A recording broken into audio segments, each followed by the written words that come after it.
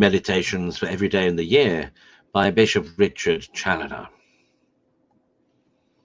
November 13th. Except your justice exceed that of the scribes and Pharisees, you shall not enter into the kingdom of heaven.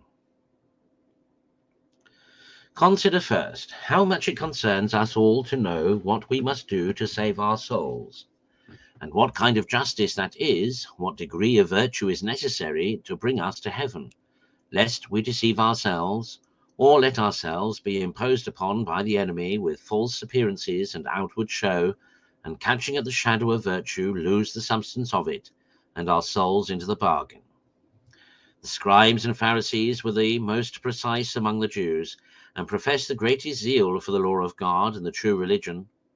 They prayed much, they gave large alms, and they fasted frequently, so that they passed for saints amongst the people. And yet we are here assured by the month of truth itself, that except our virtue exceeds theirs, we shall have no share in his heavenly kingdom. See then, my soul, and examine well in what their justice was defective, that so thou mayest avoid their defects, lest thou perish with them. For why shouldest thou suffer thyself to be deluded, to the loss both of thy God and of thyself for all eternity? Consider secondly that the justice of the scribes and of the Pharisees was many ways deficient, but more especially in this, that it contented itself with reforming and regulating the outside, whilst it neglected the interior, which is the true seat of Christian justice. They made clean the outside of the cup and of the platter, whilst their inside was full of iniquity. Luke 11:39. Their good works were not done with a pure intention. They sought not God, but themselves in all they did. Their alms, their fastings were directed to the gaining of the applause of the world, to the end they might be honored and esteemed by men. And whilst they avoided the more scandalous excesses of the grosser carnal sins of drunkenness and impurity, which might have rendered them infamous in the eyes of the world, they made no scruple of the spiritual sins, much more odious to God, of envy, hatred, detraction, covetousness, and an extravagant pride and conceit of themselves, joined with a contempt of all others. Thus all the good they seemed to do was quite vitiated and corrupted. All their virtues were but in appearance before the eyes of men, but their vices were real and abominable in the sight of God.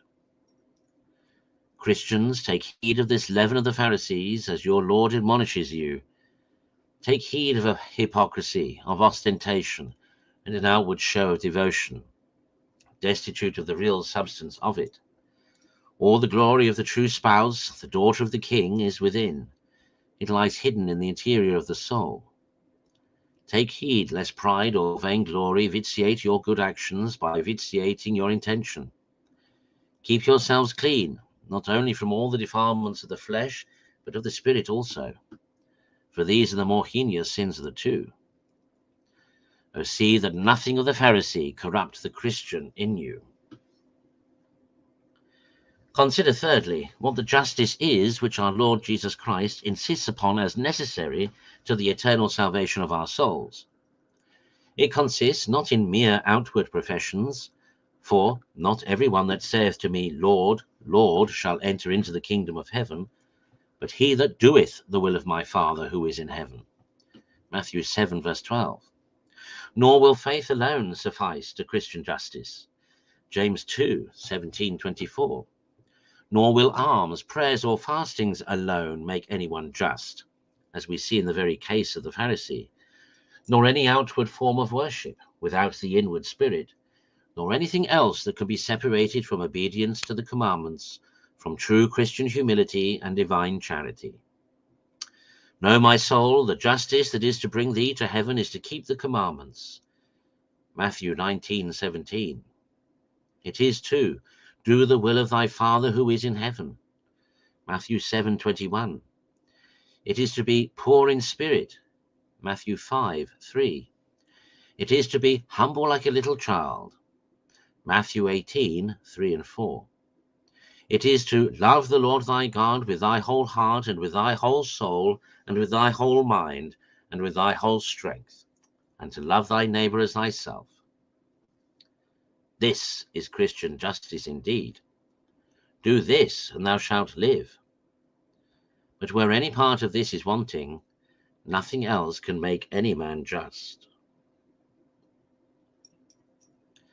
Conclude, to be quite in earnest in seeking and following after this Christian justice in all its branches, by purity of intention in all thy works, by sincerity and simplicity, or uprightness of soul, by attending to thy interior, to keep that regular and orderly, by true humility of heart, and above all things by fleeing sins and loving God, and thus shalt be just indeed before the Lord, and entitled to his heavenly kingdom.